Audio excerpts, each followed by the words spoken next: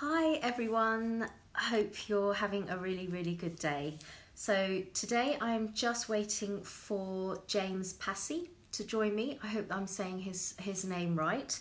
Uh, I think it's James Passey, but he is a guitarist, singer-songwriter, and I see that he's just joined, so I'm hoping that he's going to request to be in this video with me today. And I see my friends Tim, Hilary, hi there. Yeah, James, you have to request to be in the video now as well. So, but I'm very excited because actually it's going to be slightly different today because I've never actually met James before. So we're going to be actually chatting for the first time on here, and I was introduced to his music very recently by my friend Hilary in the LSO, and she'd heard his music through another friend. So, I see, James. It should say to you, I'm gonna try. I'm sending you a request, James, and you should be able to, I hope, click that. Right, That work? brilliant. So we're there. Great, Wow. great. I was a little bit worried for a minute then. Well, I'm dreadful with tech, so I had no idea. I couldn't see Don't the request. worry. Don't worry. You should have. Can you see me properly? I've got this sort of set up. Yeah, Yeah. that's good. Okay. Yeah, we can, as long as you're right in the center of the screen, that's great. So very nice to meet you. As I said, You this is the too. first You too. time where I've really ended up talking to somebody that I've never actually met. So Yes. I know you through your songs. So how would you describe yourself? Singer, songwriter, guitarist, Let me just try and turn this tech up a fiend? bit. What's this? I feel like I'm back on the boat with Tim Sorry, Ball. I'm just trying to find my volume buttons. Where are you? That's okay. You carry on. I'm just saying hi to everybody who's joining. And yeah, can you hear me well? Yeah, Or I can hear you. Yeah. That's nice. I was that's going to put headphones in, but I was running out of battery, so I realised I oh, better. well, Hopefully, I better. I hear you pretty How would I well. describe myself? Yeah, I'm a songwriter, I guess. Uh, I never. It's kind of been a bit of an odd journey for me because I've been picked up as a singer-songwriter and a singer, and I never thought of myself. I've never really thought of myself as a singer. Okay, It's all kind of come as a bit of a kind of surprise, really, for because me. you're not formally trained as a musician. No. I'm untrainable. So did you No. learn teach yourself guitar? Yeah, Alex, yeah, I'll tell you kind of a bit more about my story because yeah, I picked up a guitar at 14 or 15, I think probably, and having kind of failed as a kid to play to play an instrument, I was in the sort of school orchestra and I was like playing recorder, and I, Okay. I just never really kind of managed to fit into it. Didn't get it. Couldn't read music. Um, didn't Does seem help. to be. Say that again. It would have helped, wouldn't it? Yeah, well, I don't know because I really wanted to play the flute. That was kind of my parents said, "Oh, you better learn the recorder to see if." And I don't know why, but I came from the kind of a bit of a an Record. unfree thinking probably. No, I mean the recorder was the go-to instrument, wasn't it? In the days of school, just end up being given a recorder. This is it. Can you? Yeah, I mean, and I never particularly. I mean, they can sound beautiful, but in the right hands, but in the wrong hands, which they were with me, they probably didn't, never sounded particularly. But saying that, my son, I've got a young son, and he plays the recorder beautifully, fun enough, and he's very good at it. So he must Oh, have skipped a generation with but me. you enjoyed music. Did you actually enjoy the experience of making music, or was it a I'm bit? not well. Yeah, but I suppose what I'm trying to say is it's obviously you coming from the kind of back where playing in an orchestra, and it's maybe something you maybe don't get as much, but I found the structure of playing music in that kind of structured format very difficult, and and it's kind of, I guess, why for me I've always question my own musicality in some ways because of that, because I didn't read, and found it hard. I'd be playing along in the orchestra, pretending I could read, you know, and learning it by rote, I guess. You know, Yeah. and then, but realised, you know, I didn't really know where we were, and I gave up, and it's kind of because my brother played violin. Funny, my brother's a violinist. Okay. And he played for the Oxford Symphony Right. for a number of years, and he was in the school orchestras, and you know, and all throughout his school career. So I kind of, because, and you know how families are, you know, he was kind of labelled. I'm one of four, and I was the youngest son, the youngest boy, and I've got a little sister. But Stephen, my older brother, was always kind of labelled the musical one, Right. and I was kind of the sporty one. You know, like we were like the Spice. Yeah. without the dancers. Ginger. You know how parents are. Some are. You know, they might. I suppose I was labelled the sort of sporty one, and I kind of that was what. So I was what 7, 8 when I was doing the recording, and then didn't try an instrument again. Okay. Till I was like, sort of 14 when I picked up a guitar, and I'd always loved music. And there were certain songs that always kind of just, you know, absolutely just, you know, just totally set me, you know, just set something, you know, just said something, you know, spoke to you, whatever they, you know, just I just couldn't get them out of my head, or what affected me very deeply. I always remember that, and in particular, kind of acoustic kind of songwriting types, I guess. Right. From a very like Paul Simon, Simon and Garfunkel, Don McLean, John Denver type stuff, you know. Okay, I was just obsessed with this. Good old. I was obsessed with this guitar, and how you could, and as much and more so the songwriting aspect of it. That's really what did it for me. I was obsessed with this rather more than just being a musician, which I was never. I knew I was never going to be a virtuoso musician, you know, and master the guitar again, because I loved people like Mark Knopfler and Eric Clapton, and I just knew pretty early on I was never going to be as good a guitarist, and certainly a lead guitarist. Okay. But I was just obsessed with these sort of finger picking on acoustic and guitars, and writing of songs. I think that was kind of. Okay. So did you just literally get a guitar and start teaching yourself? Yeah, pretty much. You know, and I got a little classical, and I was, you know, I did it all off my own back, I guess, because my parents weren't really kind of interested in. Okay. Kind of supporting that. Yeah. But you say, and a lot of people like say, "Oh, that's terrible," but actually, probably, they just let you go. Ironically, it kind of what drove me, the fact that I was kind of doing it illicitly, because I was supposed to be doing schoolwork, of course. Right. And guitar just became, and writing songs and learning. So obviously, you learn stuff initially, don't you? You know, kind of learn your favourite. Yeah. So I was learning kind of, you know. So, you were learning stuff that you. Yeah, I'd be learning the kind of, you know, Paul Simon stuff, probably. What's the famous one? You know, I was just a poor boy. Not Homeward Bound, the other one. Oh, okay. Whichever song. But I was obsessed with this finger picking thing that they did. You know, this folky. Okay. It was very rhythmical and just very kind of seemed very complex, and I was kind of obsessed with this sort of style of playing and songwriting. And once you've mastered it, it's kind of like a really wonderful sort of skill to have, and it's still kind of. It's my little thing now that people, oh wow, how do you do? You know, it's actually not that difficult once you kind of. No, you're not saying that. It takes a great amount of skill. Yeah, of course. You know, that's how it comes good. But then a teenager picking away the songs on your guitar just from hearing them and just. Yeah, pretty much. I mean, I pretty much did most of it off mine, but I did have the odd lesson to teach. Fun enough to teach that kind of picking style, you know, this claw hammer, syncopated rhythm.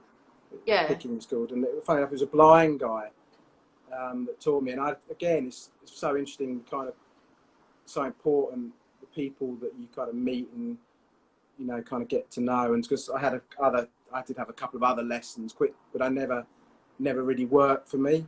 The kind of way they taught, or you know, so it's always that that relationship you have with certain people that kind of, you know, excite you about, you know, whatever it is, you know, whether it's at school or this guy, this blind. I just happened to meet this blind who was just an amazing guitarist, and he did all this syncopate, and he kind of taught me the basics of it, and then I kind of took it on and made it my own, I guess. So that became the biggest part of your... Yeah, but he also introduced me to a lot of other slightly more, you know, I don't know, less known alternative, I guess, sort of players, songwriters, people like John Martin, who I hadn't known. Have you heard of John Martin? You know John Martin? I think so, yeah. Amazing guitarist, singer, sort of Bert Jansch, sort of type players, you know, those old 60s sort of folky, the kind of legendary acoustic players from the 60s and 70s, you know. Yeah, so it was, yeah, he was very crucial for me in my development as a player and a songwriter, and the kind of stuff I kind of began to sort of start writing, I guess. So you moved on to actually, as you say, songwriting. So yeah. Is that something that I've always wondered, is that something that comes organically between both, or do you start with some kind of lyric and then find some music to go with it? Or no, for me, I mean, I have this argument with a friend of mine who's a drummer and a songwriter. We always argue that for me it's always music. For me it's all music first, and people say, well, so there's always this sort of eternal debate of, you know, between lyrics and melodies, what's more important, you know, for something, you know, it's the lyric I'm more into. But for me, I guess for me it's melodies that it's more important. That's kind of what always struck me and affected me. It's all, and then obviously, you know, and then obviously, of course, lyrics are massively important. But initially for me, it's always the melody that kind of, you know, grabs me, and so that's kind of how it worked for me. And I don't know, the writing. I know people do it. Elton John does it, and actually, I was watching a documentary on Carole King yesterday. She used to do it. She'd be given lyrics. You know, Bernie Taupin with Elton would just give him the lyrics, and Goffin, her husband, used to just give her these lyrics, and the woman telling the story said Carole would just knock these tunes out, you know, within a sort of 20 minutes sort of thing. You know, I can't do that. I mean, for me, it's always, I'm just doodling on a guitar. Okay. And, you know, and something will come out, I'll hear a melody and, you know, within a sort of chord structure and then the song will generally grow organically from that, and I'll get the subject of the song will generally kind of be led by whatever I'm feeling, you know. And because again, people often ask me to, you know, can you write a song for this, or, you know, there's songwriting competitions, and, you know, it could be write a song about, you know, there's one recently, about snowdrops, and I'm like, I don't really work. I can't force it, and that way, sort of, I'm not that kind of writer, you know. So I just, I'm not that talented that I can do it. I suppose it's why some, for example, film composers are so successful, because they are able to translate exactly what they see and then write to it. Whereas some people would just be like, I just can't sort of put my music into. No, that is a talent, like that. Yeah. I've always been quite amazed that people can kind of do that. So where do your lyrics come from? Personal experience? I mean, is it just, you know? Yeah, I don't. Or mind? Who knows? I mean, I know. I'm pretty self-critical. I don't think I'm an amazing lyricist by any stretch. I'm pretty lazy, to be honest. So I find it, with me, either stuff comes easily, or, you know, naturally, or I kind of tend to give up. It's quite a painful process writing lyrics, you know.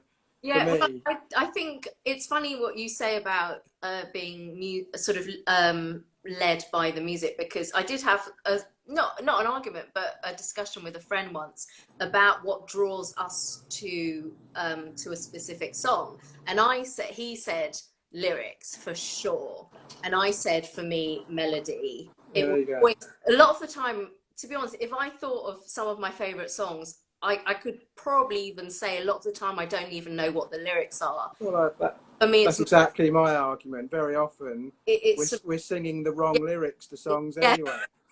is you might be singing along completely wrong. Whereas he was very much like, oh no, if the lyric has to totally mean something to me. So, I mean, it's a completely different way, obviously. Well, for me, I mean, music's just something that bypasses the intellect.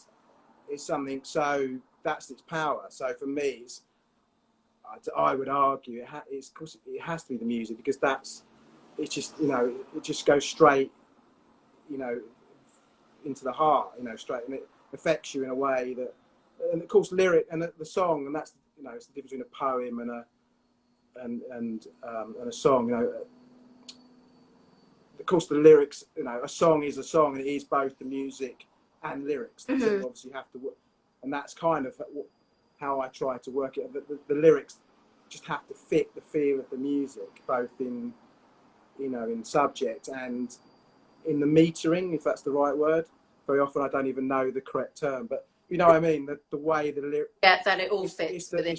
It's the rhythm of the lyric and the feel of the lyric, how that is so important as to what, that embellishes the melody, I guess, is the the key for me. I mean, of course, lyrics are massively, but it's that initial wow. Yeah. It's the, I don't know, do you know the Lars song? I'm always going on about the Lars, and the There She Goes. Uh-huh. You know the song? Yeah. There she goes, there she goes. The intro to that is just, it's just three, Yeah. Do you know the song? Oh yeah, I think so. Hold on. Play it. Give it a good. Of course you know it. I will definitely know. I never remember titles of. Do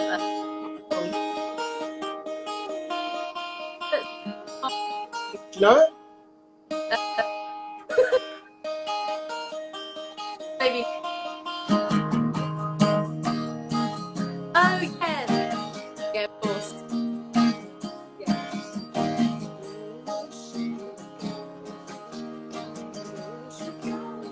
I'm singing it, so it's in the wrong key. Oh, I've got my capo in. But that power of that initial, it's just pure melody to me. Yeah. And that just, from the off, that just grabbed me. Yeah. And funny enough, because it's been this guy that, it's by the Lars, a band called the Lars, who are a Liverpool band, and kind of funny I work, because I've always been obsessed with this album. Okay. They did one album and then they quit because he was kind of a little bit kind of, I think he a heroin addict basically. I think he was or became. But he never liked the guy that wrote the album, a guy called Lee Mavers. He never liked the album, and I loved the production of it. And this guy called Steve Lillywhite, famous producer who did a lot of stuff with U2's, a lot of stuff with U2, Simple Minds, and this Lars album. And I've literally just had an email from him today because someone I met put me in touch with him. So it's kind of like a little dream coming true at the moment. Wonderful.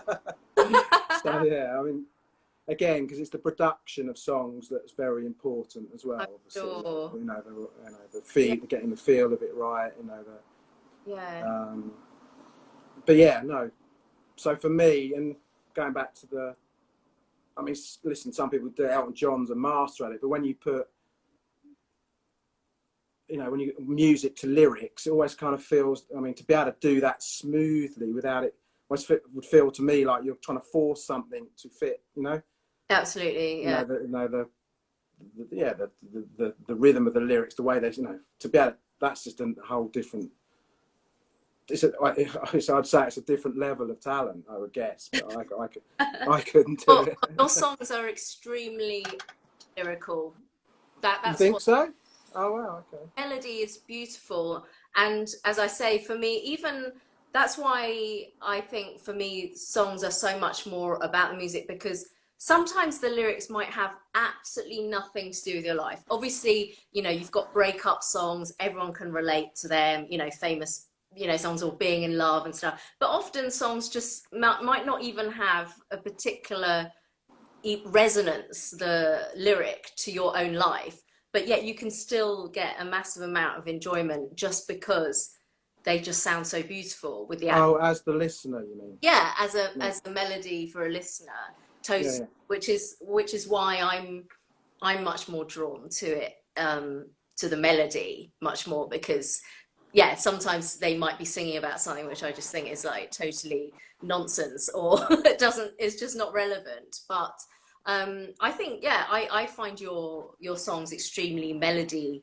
led. Oh, thank you very much. Well, I try. I mean, that's yeah. I mean, it's what I try to work with and try and very much to focus on the melody. Because yeah, melodies. I mean, you're a classical musician, so obviously classical music. I don't know that much about.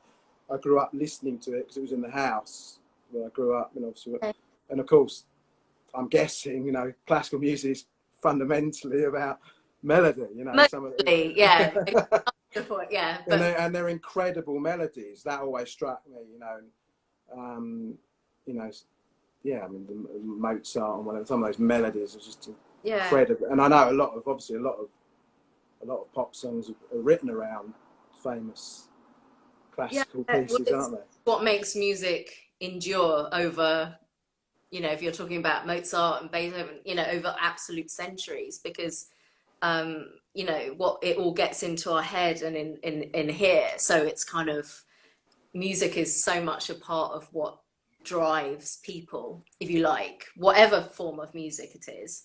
But just to go back to your early life, so at what point did you decide that actually I could turn this into a kind of career? Or I've got a feeling, I'm still waiting for that, Maxine. it's I'm still waiting for that really, moment. but did you take a few years away from playing? So my story is I picked up the guitar, it was say 14, 15, and then I never really kind of, because I hadn't been trained or because I wasn't a virtuoso, I never really thought that was going to be good enough, I guess.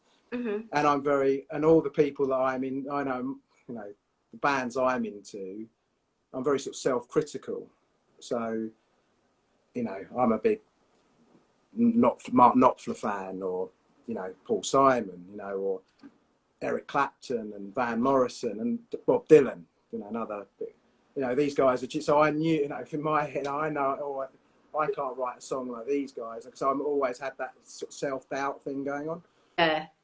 So, and I wasn't in a band for a long time, till I was basically 21, I think. And I left school. I was asked to leave, actually. That's another story. I'm guessing it wasn't That's because another story. guitar playing. Okay. I was asked to leave. Because funny enough, because I know you were chatting to, is it Joe? The digital mark, the LSO.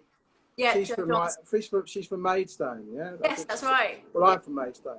Okay. I went to Maidstone Grammar, and Yeah. it was kind of, yeah, it was kind of and so did most of my family, and I was sort of expelled, so it was kind of But a little bit of a shame about. let's not let's not get that wrong. So, but anyway, then I went travelling. I lived in Spain for a couple of years. I was teaching out there from when I was and then when I came back, a mate of mine had just happened to be living down the road from my parents, where I'd gone back to for a couple of months, and he'd got this band together, and he knew I could play guitar and written a couple of songs that he'd heard that I'd written, and he really liked them. So I joined this band he'd set up, which was with like the singer happened to be like one of my very first best friends. I'd grown up with. We were Okay. like best mates from the age of sort of 3 till about 12. That we were inseparable, you know, did cricket, football, everything together. You know, we were really good, and we kind of grew apart when we went to different schools. Mm-hmm. And then I got down this, suddenly he's singing, this lad I hadn't seen for probably, you know, nearly 8, 9 years, which is a lot of time when you're that age. You know, Yeah, it's, absolutely. you know, It's it's half your life. half your life, you know, sort Yeah. of thing. And Paul was the singer, and he had this great voice, and I was like, oh wow, this has got the, and they were sort of a bit ramshackle and had a, you know, but I thought I could do something with this lot, sort of thing, and I sort of started writing, and they had these, they had a few songs I'd written already, and I'd already one that I had done that I had liked before, went sort of straight in the set, and from that I guess I kind of took over. Okay. The sort of song, the song. Well, not yeah. Well, I was the most driven, as it turned out, and all this sort of stuff, and was kind of the main writing force. With Paul, I used to write mainly with Paul, the singer. Then this is kind of funny how it's turned out for me now, more recently, and sort of relates to why I said I never thought I was a singer, really, because then Paul was the singer, and he was the singer, and everyone sort of said, "Oh, you know, what an amazing voice Paul's got," and you know, no one mentioned my voice, and I didn't have a particular, you know, I knew it wasn't. I think maybe as I've aged, that my voice has kind of picked up a certain quality that it maybe didn't have when I was younger, you know.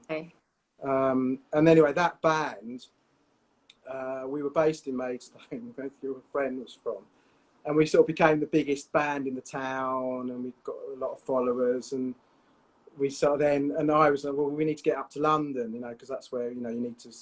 So we used to play Camden and all the really, you know, the really cool venues in Camden that were the place to play then. And we got picked up, you know, we had a lot of label interest, and we were picked up by Metropolis, who founded the V Festival. Okay. One of the big, you know, rock festivals, and yeah, we sort of, do you remember a band called Kula Shaker? Yeah. Oh. Well, we supported. We played with them loads of times. Yeah. About 6 or 7, and Keris Matthews, you know, the Radio 60. You know, we supported her. Yeah. So with that kind of era, and it was all going to happen, and we had couple of guys who wanted to manage us, and we went with Metropolis because they were the big, you know, kahuna, you know, and they were promoting all the massive bands of that time.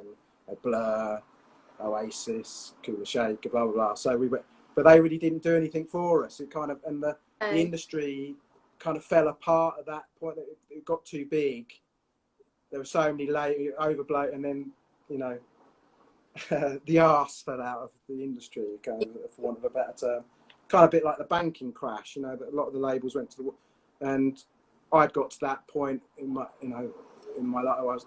I'd given it sort of 3 or 4 years, 4 years, I think, and that's all I'd done. So I'd seen all my friends kind of move on and earning money and buying houses and whatever, and I was skint, you know. So we kind of, I left the industry when it kind of fell apart. They kind of let the momentum go that we had. You know, we had all this momentum, all this interest, and for whatever reason, just kind of lost it. And then once it's music, that, especially the rock, the pop, it's all about momentum and sure. You know, once sort of out of, not in the spotlight anymore. No, yeah, very quickly to be. And we could have probably got back, but you know, it's like, you know, you got pressures and and one's got to make a living.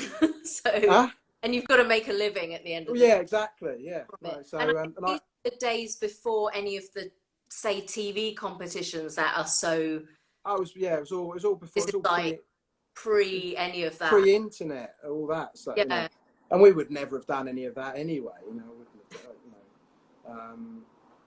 and anyway, I left the industry for a good few years, and I got a proper job.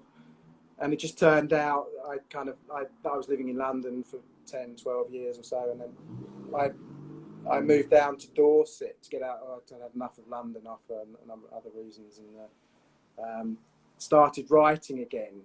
Just because my old guitarist had moved down there, that's why I moved down there.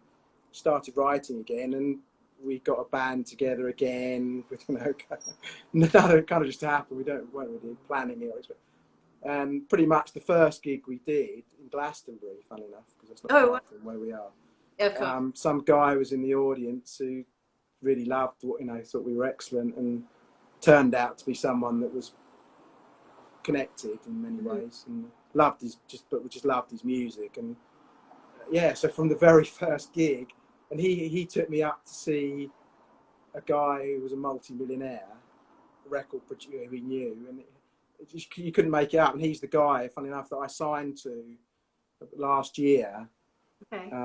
It took a couple of years for it to happen because he was setting up a new label, and Yeah. you know, but just literally from the pretty much it turned out from the very first gig that I That. did after about 10 years not playing. But do you think, I mean, sometimes things just happen for a reason. Sometimes it's not, maybe your music wasn't right at the time. And do you think sometimes it's a bit of luck being in the right place at the right time, the right person happened? Yeah, absolutely. It's everything to do with that. It's a whole mixture of things. You know, Yeah. the music industry is so tough, especially now because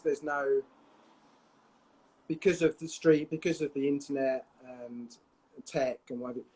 There's all no, but the industry's kind of changed. So, and there isn't much of an industry anymore. That's the reality, you know, in terms of record labels. So, the roadmap to getting signed and getting picked up, I don't think anyone knows really how it works anymore. You know, prior to 2000 and whatever 5 or whatever, you know, you go as a band or an artist, you go and play, and you play in, you know, if you're from London, you play the venues in Camden, and there were A&R people, lots of them. Okay. You know, if you're in Manchester, Bristol, you know, those cities all had a scene, and there were A&R people and you'd get, if you were good, you'd get spotted pretty much, you know, if you stuck at it long enough, and that's, you know, what happened to us. But you know, post 2005, I don't know when it exactly happened, but Do you think it's more online now? Do you think it's of course it is. It's all YouTube and... Yeah, well, you know, it's a subject that I'm very, very passionate about this, because I much prefer the older model. Yeah. Saying that, ironically, I've kind of benefited from this new model, you know, because I've been picked up several times from you know, the internet, from Facebook, and from people hearing your yeah, just online. Quite incredible. I've been picked up off Instagram by an app, an American app that do they're on a studio. It's an online studio app that they picked up on a video of me playing, which was beautiful, you know, amazing. But which obviously wouldn't have happened. But I still think I much prefer the art of you playing live, being picked up by scouts, and labels nurturing new talent, you know, raw talent. Yeah. Which kind of doesn't happen anymore. It's all much more about self-promotion. Yeah. Promoting yourself on YouTube. Kind of already a marketable product. Absolutely. And labels are fun. I mean, of course, there's always exceptions, but the main point is labels now will only take on new artists if they've got a pretty substantial following. Right. And you're talking in the thousands, you know, and so they're missing out on people who, you know, who just, you know, and fundamentally so there, who genuinely are talented but may not have a savvy in putting and they might not be comfortable with online. And they just might not be. I'm not particularly comfortable with it. I hated it, and I've done very little of it because I've got very couple. I've just been lucky, I suppose, in certain, the kind of people I've been picked up. It happened pretty much, with minimal effort, actually, funny enough. And because I think a lot of people think musicians are extremely comfortable with self-promotion because of the idea of being on a stage.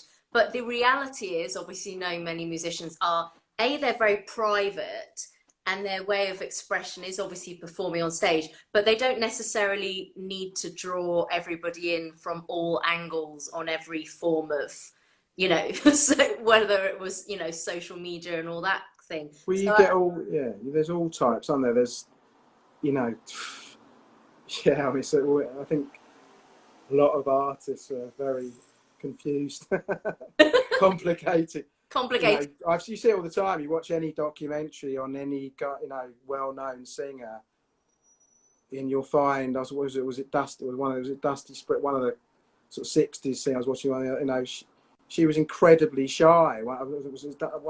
Carol King or something. No, it wasn't Carol. It was a British singer. Oh, okay.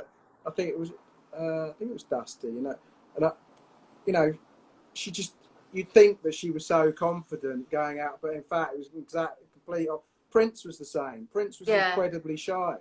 I know that. You know, and he sort of built this persona image. on Yeah, stage. exactly. Yeah, to It's go out and like you're acting a part. yeah. So it does make it very difficult in that case for this whole idea of having to self-promote and kind of make something of yourself, of which producers probably would have had teams of people to do, I guess. Well, I've got my argument is that an artist should be an artist.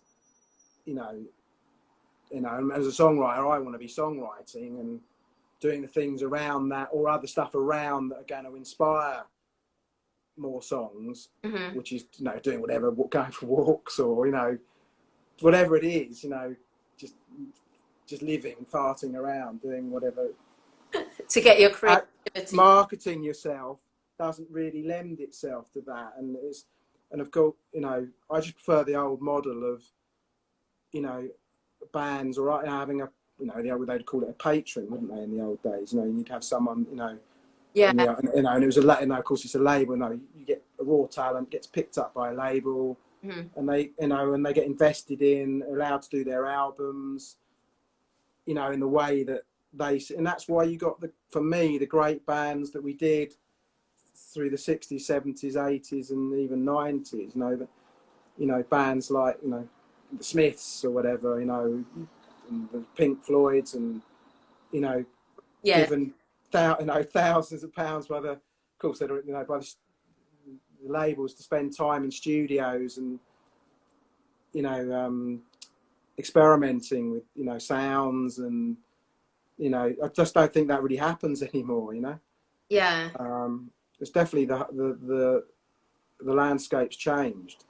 I mean, hopefully it'll come back a bit, but yeah, no, going back to what you're saying, luck is it. Yes, there's a massive element of luck, but it's also lots of different factors. You'd hope talent. You have stuff that people likes. You've got to have. I mean, everyone's got their own thing. My style, and I try to write stuff that I hope people resonate with. I try to get a feeling in there, because I haven't got the best technical voice in the world and whatever. So I try, that's what I'm trying to tap into. So I can't belt them at these songs out, and Yeah, you have, I mean, it's people's having their own unique voices is part of. Yeah. It doesn't mean, I mean, some of my favorite singers don't have fabulously technical voices, No. just a sound which people can resonate with and feel that's, and it's not always the most beautiful or anything. I think it's all very subjective. Well, it's about, as Tom Petty, I'm a big Tom Petty fan, and he talks about it being believable. You want a voice that's believable, and again, I think that's those kind of voices in today's, certainly in the main, because I always people say, oh, it's still there, but up until a certain time, it was in the mainstream. Mm-hmm. Bob Dylan was mainstream once, David Bowie was mainstream. All these great, and they were, but now those kind of voices are being marginalised, I think, for the much more kind of, X Factory type vocalists, which is, of course, there's a place for that, and they're great, but for me, I'd like to see a much healthier balance of those kind of, Yeah. Voices, and I mean, I think it will come back, I'm sure, but these things are cyclical, aren't they? Yeah, it's always that case in art in a way. So, but what do you feel, what have you been most proud of that has happened, or something that you've written, or something that's happened to you? Well, there you go. Well, there's a few things, but I mean that, so part of the journey for me was going from a band, which I talked to you about, I've mentioned about playing in a band, but bands are very complicated, and we were all getting old, and it's very hard to keep bands together now, because of the,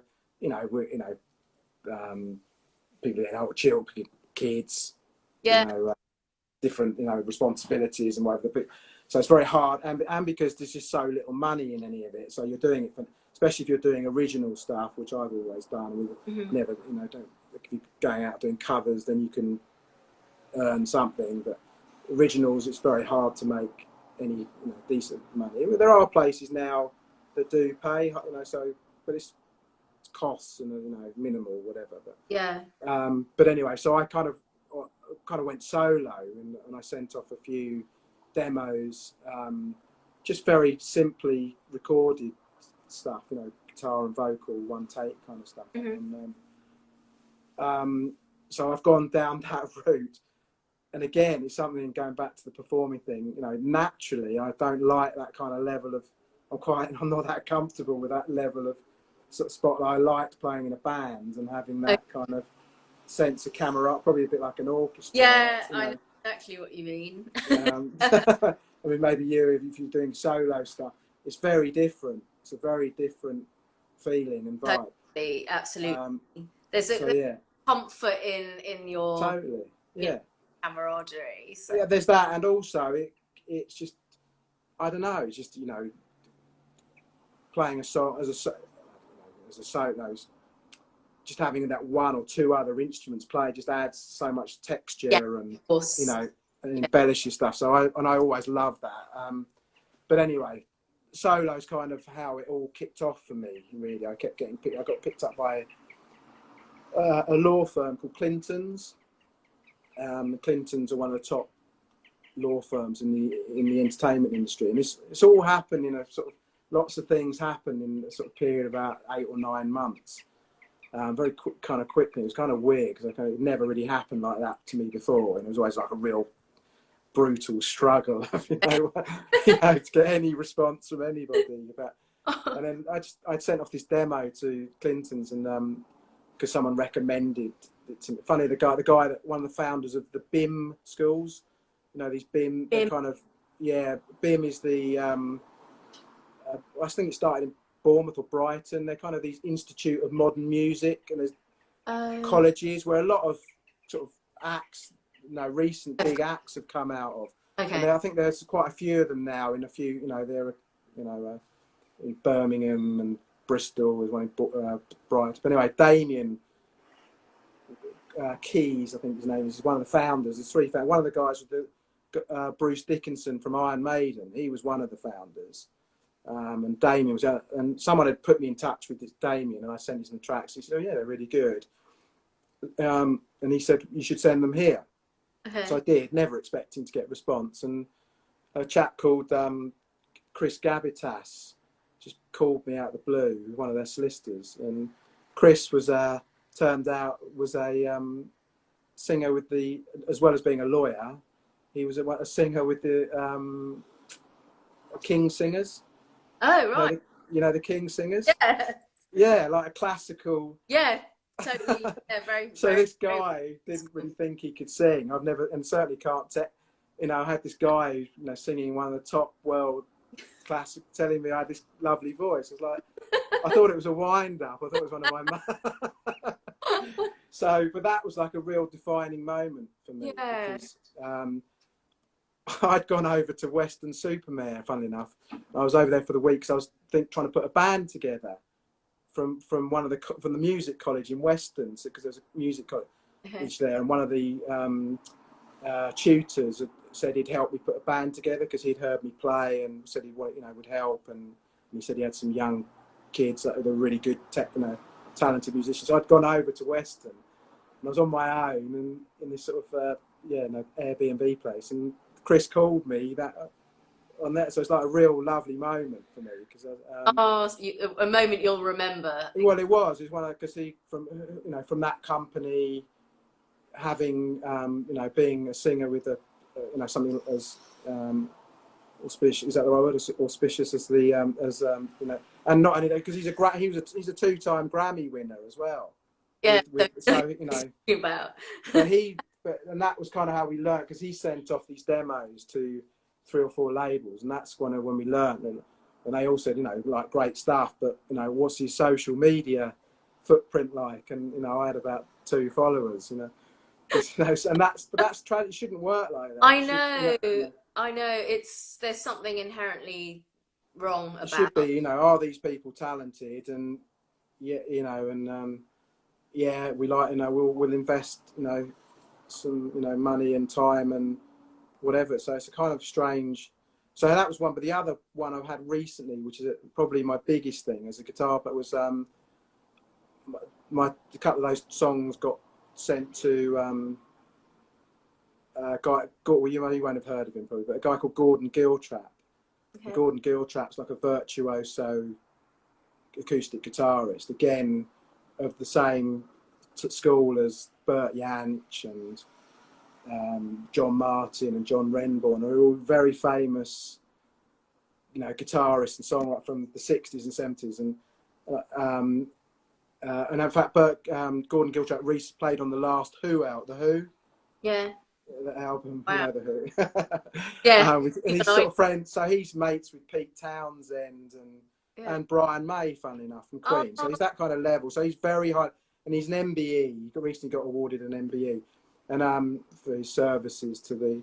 So he's kind of a player's player. You know, he's kind of one of those people that maybe the general public aren't that aware of, but if you know, you know. And a couple of these songs got sent to him, and he came back with a really lovely kind of quote, which I've kind of got on, which is my saying that the playing was similar to early Bert Jansch.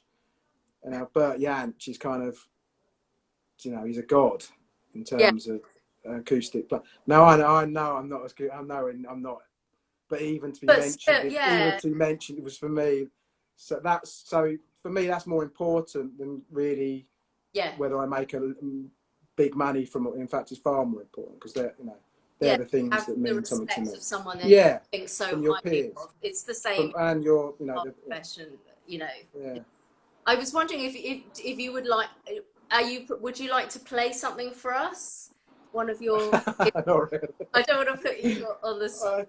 Yeah, I can do. I guess. Yeah, because we've got a good few minutes. So, and while James gets ready, in case anyone has any questions they want to ask or comment on his songs, then obviously pop that. I'm not sure you'll see this. But no, I can hear you. So sorry to put. Can you hear it? Yeah. Great. So. I don't even know what to play, but. See the song that you play, because I've got kind of different things, I suppose, because I've been kind of picked up for the acousticy stuff, really. But the song that you played in your little snippet is quite a pop. The World Behind, I think. It's quite a poppy kind of indie full band sound. Okay. And I love, of course, because I love those. They're the two. I'm a big indie kind of fan, and you know the whole '90s.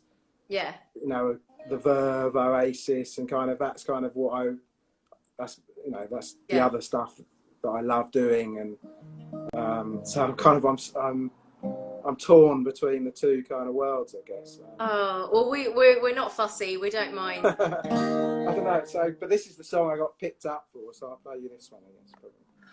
But that song, that Leave This World, that was an interesting. That was recorded on. I did a bit of work with a really talented producer called George Schilling. Oh yes.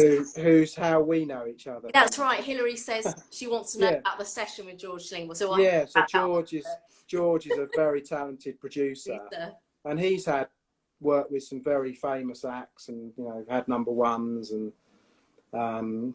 he's worked with Steve Winwood, who was played with Eric Clapton a lot, and and he's a fantastic cellist as well. And I think that's how Hillary. Oh, that must be how Hillary knows. Yeah. But George invited me. He got asked to.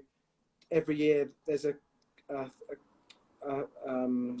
foundation called the Gus Dudgeon Foundation, and Gus Dudgeon was Elton John's producer. Oh, okay. Gus Dudgeon did all of Elton John's famous, all the famous Your Song, Rocket Man, and he died a few years ago, and they set up a foundation for a few guys who obviously worked with Gus and were friends, and he's an incredible guy, incredibly talented producer.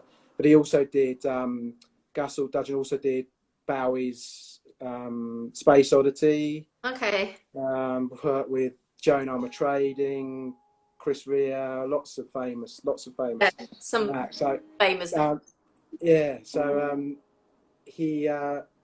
They've set up this every year. They do a session with an artist for the Gus Dudgeon Foundation, and it's in conjunction with an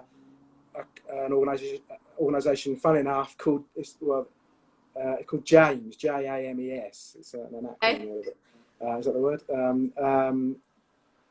Which is it's an organisation for talented sound engineers. Ah, okay.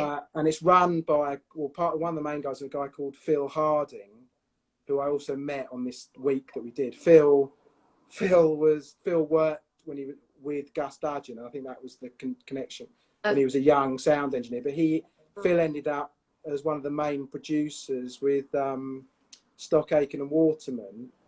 So did all the, you know, Kylie. Huh? Yeah, my era. Yeah. Kylie, all the Kylie songs, Yeah. you know, Rick Astley, all that stuff. So he produced a lot of that stuff. Okay. And a really nice guy as well. So, but anyway, so this, for a week, they do this session with an artist, and and they ask students, the top students from around the country, sound engineers, if they want to come and do this course and record an artist with a top producer. And George asked me to be the artist that did the week, and that was the song that we did. So we recorded on Gus Dudgeon's old mixing desk. Wow! Which was another moment. Another moment. That was a very special thing to do. Yeah. Because Led Zeppelin had owned that desk as well. Wow! So Jimmy Page had recorded on it, and but I do this little number. It's called "She Don't Call." I haven't played it for ages, so I'll probably... That's okay.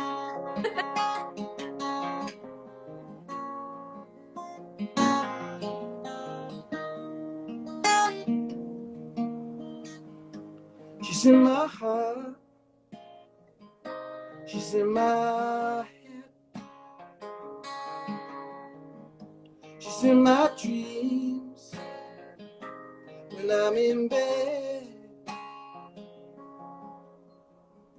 But she don't call me, no. No, she don't call me, no.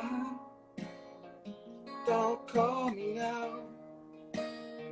Says she don't know how. Says she'd always be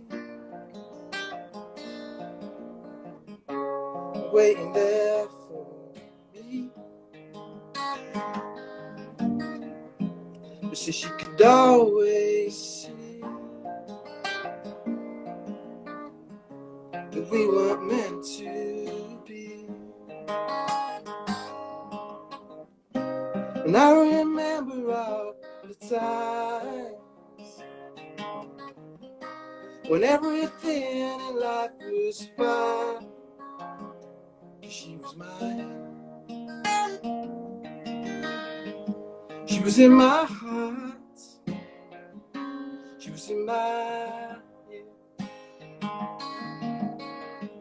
She was in my dreams when I was in bed. But she don't love me, no. But she don't love me, no. Don't love me now. Says she don't know how.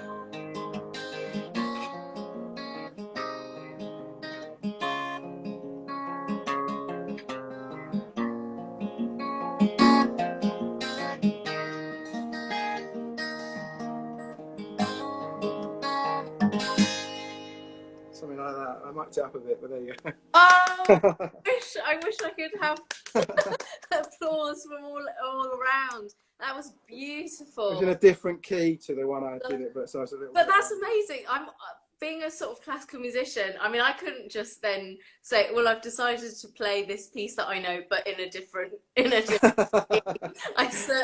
it's really not complicated. It's just the capo that you put on the guitar that changes the key. But but that's a song that, if you were up for it, would get you to play cello on it. Well, I'll play violin. Oh, sorry, yeah, violin. Yeah. Can't you play? It's the same thing, isn't it? No, it's not. I used to play the cello, but I think They're Hillary's just better bigger. than me. Yeah. No, yeah, because that's got on the recording I did with that. That's I was just did it. That's what I went up to the producers and I played him that song and he really liked it. This guy that signed me. Yeah. We did it and the strings that are on it are you know what do you call them sampled. Okay. Yeah. So I'd love to have proper strings on it. Yeah. I mean, there's slight difference between sampled sound. Of course there is. Yeah. Of course. But We've got. I'm slowly climbing up the ladder. See, at the beginning you only get samples. As you get more hopefully climb the tree, you actually get the real thing. So Yeah, well, definitely. Okay, we've got a question. We've got 5 minutes left. Jill says, Joni Mitchell, lyrics and melody. Do you agree? That's her. It's a great combination. Oh, I think that's some of the greatest. Yeah, but listen, as we said, they're both very important. But I think the first time round, you don't know what the lyrics are. It's hard to. So it has to be the melody that grabs you initially. Yeah. And then the lyrics, you realise, the lyrics are beautiful too. So absolutely. And of course, the best songs are absolutely a combination of the two. And I think. Yeah. That's absolutely true. So what's next? What's next for you, apart from obviously wanting to record with live strings? Are you just carrying on writing? Yeah, I'm doing a lot of. I'm writing all the time, and I've got a few projects coming up that I'm hoping are going to get me to the next kind of level, and I'm trying to do things kind of not, as I said, because there's no roadmap anymore. Really, there is. You're supposed to be doing it all online and building your social media following. But I only went on Instagram like a year ago. I wasn't on Instagram, and I said, "What do you mean you can't be What do you mean you're not on Instagram?" Yeah, you can't.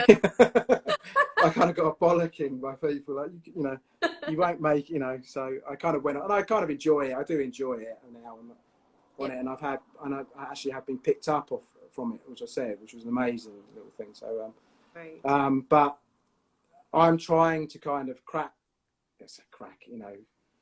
I'm just enjoying the journey, really, because I never really expected. Mm-hmm. This is the second time round for me, and I kind of never really expected it to get any.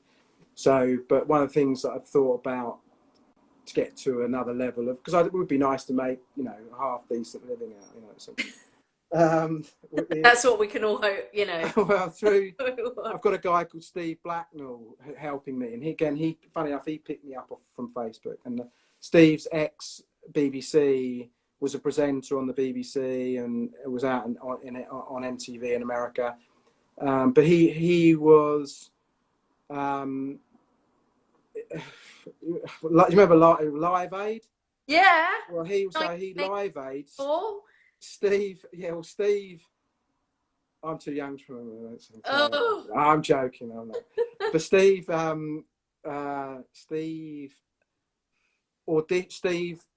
auditioned. I'm obsessed with Steve interviewed Phil Collins. Okay. On Phil Collins played in London and America. Right. Yes, that's right. He did the 2 gigs. Yes, he did. Well, Steve was on the Concorde interviewing Phil Collins. So he's a big thing, he's got some amazing stories, Steve. Some people he knows and stuff he did. So Steve's helping me and kind of her stuff, and he really loves the the acousticy stuff, and but he's put me in touch because Steve signed a band. He started out as A&R for Decca and Jive, which were big labels, and he signed a band called the Flock of Seagulls that had a massive hit called Wishing.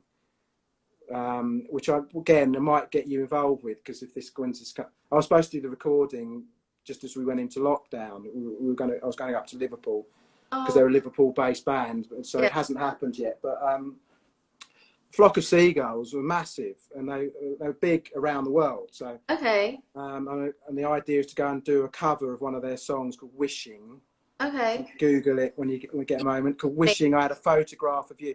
I'm sure you'd recognise it. I It's probably will. very... I'm going to have to stop. Oh, you got to go. I want you to get cut off mid-sentence. Oh, okay, yeah. But let's hope. So that's the next project, anyway. Thank you so much, James. That was so Yeah. interesting, and I look forward to meeting you in person definitely. soon. Let's definitely make that happen. Yeah, thank you very much for the Thank you for chat. wonderful playing. Yeah, take care. Take care. See you later. Bye. Bye. Bye.